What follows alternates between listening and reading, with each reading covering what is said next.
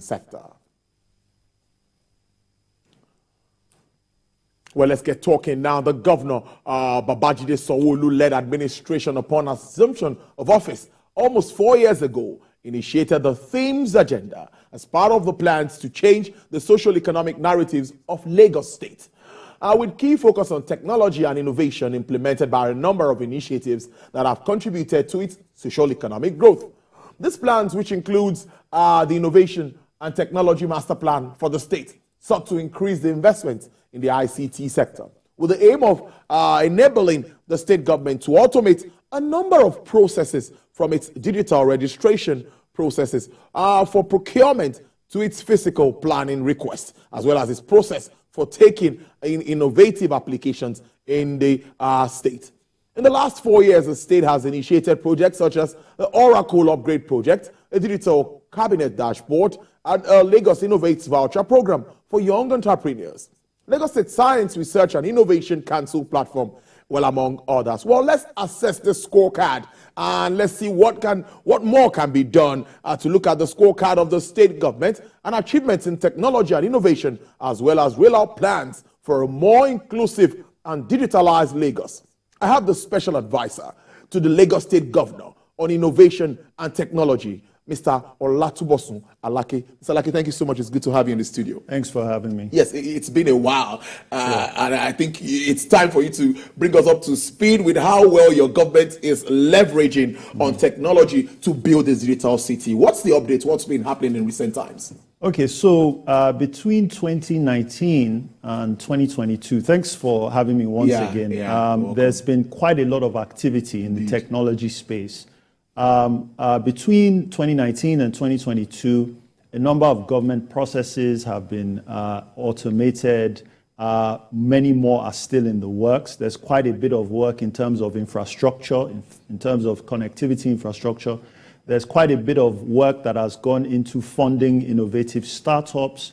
There's also quite been some work in distributing infrastructure, technology infrastructure, for security, for health, and for many other sectors. And so, activity across these sectors is making Lagos, much better prepared for the future. When we look at government, for instance, right? When we look at all the multiple processes that government needs to work, a lot of these are being taken care of by a major ERP system, the Enterprise Resource Planning System. Now, as you know, Lagos State is an Oracle shop, right? And one of the things we've sought to do is to digitize the processes that enable us to function in Lagos. And so our Oracle Upgrade project, for instance, is at a very advanced stage. One of the major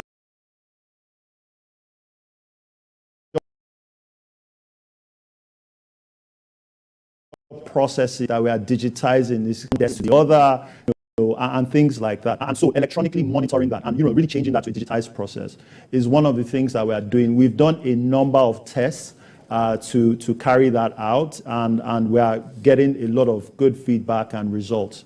I've mentioned a couple of times on this program our fiber optic implementation project, right? Sure. We had started the implementation of the fiber project in 2020, right before the start of the pandemic. But of course, that didn't stop us. We went ahead.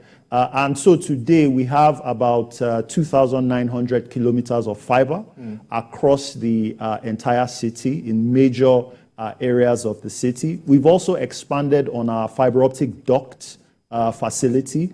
This enables other telco players to expand their capacity across the city.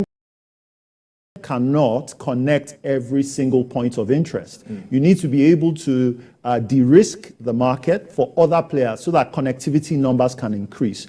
And we've recorded some successes in that. We've been able to, while we are distributing the government fiber, we've been able to de-risk that market for the other telco players so that the savings they have on reducing their infrastructure rollout, they pass it on to customers, right? And we're about almost finished with our first phase, the 3,000 kilometers of fiber. The second phase is supposed to start sometime later this year or Q1 2024. We've connected about 100 public schools already. Some of them are about to be launched as well. This would help with, teaching and learning tools for both teachers and students, increase their teaching interventions. There's been a lot of infrastructure rollout.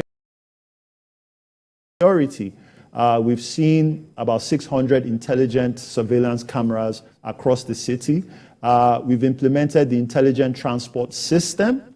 And I'm sure Lagosians, some have been experiencing automated enforcement of traffic rules in some areas, whether it's people running red lights, getting tickets, or, driving with expired documents and them getting fined. As you can see, there is a technology paradigm that is beginning to take over swaths of sectors in Lagos. And that is some of the success stories that we've been seeing. Let's even go to tax as well. People are able to do their tax returns online through the Lagos Inland Revenue Service. There's quite a bit of work going on in smart cities. All are digitized processes together on one platform so that Lagosians can go on one platform and are able to connect to different services in the city. We are also very advanced on our land administration project, where people can get requests for land at the comfort of their home through an application. We have been mapping the city. We've completed an auto-photo mapping of the city. Currently, right now, we are doing LiDAR mapping, and that's also going on very well. So there's quite a number of projects, number of initiatives that have already started, as you can see. And there's just still so much more to be done. Indeed. I'm also interested in this digital cabinet dashboard thing. But before we talk around that, when we talk tech, many look at the youths. Yeah. They know about what you're doing to encourage young technology entrepreneurs. How can they get so? When the governor came in, we came in with the themes agenda. And the themes agenda critically looked at education and technology. And of course, this is a large plan. We cascaded the education and technology sector into the innovation and technology master plan. And there are multiple pillars of execution under that plan. One of the things that we sought to do was to provide infrastructure for young entrepreneurs that are seeking to build their innovative businesses. And one of the major projects, or one of the major initiatives that Lagos State has been implementing is the Lagos Innovates program that gives young entrepreneurs vouchers that they can use and redeem at innovation hubs across the city. The Lagos Innovates program has about 200 partner innovation hubs across the city that young entrepreneurs can use their resources, whether it's internet, electricity, to continually build their businesses. And so a number of young entrepreneurs have been able to get vouchers from Lagos Innovates. Lagos Innovates is run by the Lagos State Employment Trust Fund, and they've been running that program for the past 4 or 5 years. Another major implementation, and that I must say the governor himself took a personal stake in, was the Lagos State Science Research and Innovation Council. We ignited that council. It's a council made up of private sector and public sector professionals. Is to manage a fund that goes into innovative startups and, more importantly, research and development initiatives. I'm sure you remember in 2019 when the governor ignited the council with about 250 million. So far, we've spent more than $500 million on innovative startups across the city, more than 45 in number. Some of these startups include agri-tech startups that are innovating for agricultural companies. Some of them are fintechs. Some of them are construction tech companies. Some of them are med tech device companies. One of the companies we funded was a company called Schaefer Tech. It's a non-electric ventilator. They actually won the UK Royal Academy of Engineering Prize in innovation in 2020. We funded an agri-tech startup, Farms to You. It's led by a woman. She just got accepted into the Catalyst Fund for greater levels of funding for her, because there's quite a tremendous amount of value in it. So there's been direct intervention, funding intervention into startups in Lagos since 2020. These startups have been creating value. They've created a number of jobs among them, and they are solving problems in Lagos. One of the goals was to use local solutions to solve local problems, and we see that a lot through our young, innovative startups. A key component of our implementations has also been research and development. It's not just important to use technology tools or to adopt technology tools to create problems. If you want to create value in an economy, you need to create technology. And that is what R&D really leads up to. And so this government has been aggressive with funding R&D with our universities. We partner with universities on experimentation, on invention initiatives, whether it's in artificial intelligence, trying to genome sequence new classes of viruses so that we are better prepared for the next pandemic, right? We have such initiatives with the University of Lagos, for instance, right? We also have other initiatives in medtech devices, whether it's ventilators. We actually got a patent in 2020 for a medtech device that was done by a multidisciplinary team of engineers and doctors in UNILAG. It was a ventilator that is more attuned for the African environment, right? And so we think that creating economic value really is in research and development, experimentation, trying to solve problems with the available tools you have in your environment. And so we've been quite aggressive with that as well. At this point, as I'm speaking, we are funding about 50 initiatives, right, across the 4 major universities, UNILAG, LASU, Lagos State Science, University of Science and Technology, and Yaba College of Tech.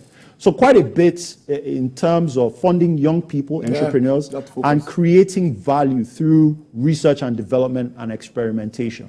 Interesting stuff. Now, well, let's talk about FDIs now, because when you talk tech, you see all of the inflows to that space. So what are we able to attract in Lagos at the moment? So between 2019 and 2022, there's been upwards of $3.2 billion in venture capital investment into Lagos-based startups. As you would know, Lagos is the #1 startup capital in Africa in terms of sheer number of startups, and of course, even in terms of venture funding interest, right?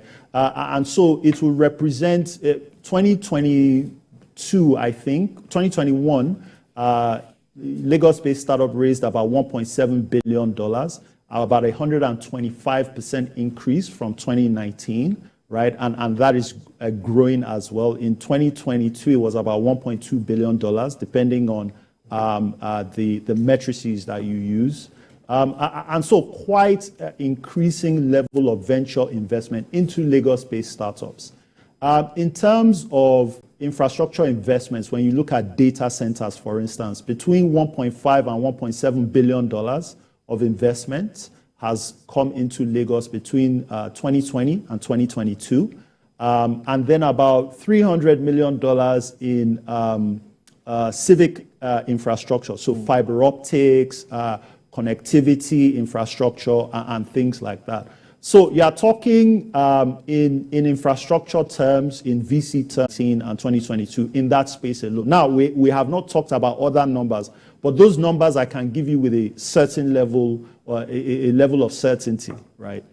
Interesting stuff. I know we can do better. Well, let's talk about the pockets of criminal activities. I know you mentioned about 600 cameras and all of that. As we move towards the smart city plan and all of that, what more are we doing around innovation, sophistication?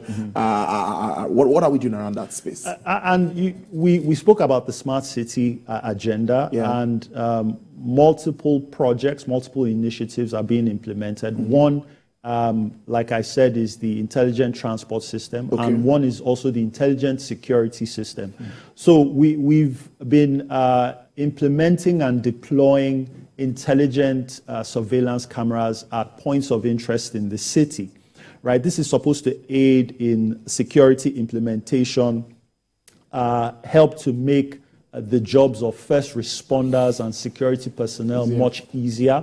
All of this infrastructure is connected to a command and control center that consistently monitors these areas on a 24/7 basis, right? And when you look at that, there's been quite a bit of coordination among this infrastructure. So when you look at the fire service, when you look at the police, when you look at neighborhood safety, when you look at the ambulance services, there is now a central coordination point to make sure that security and the safety of lives and citizens is managed more seamlessly.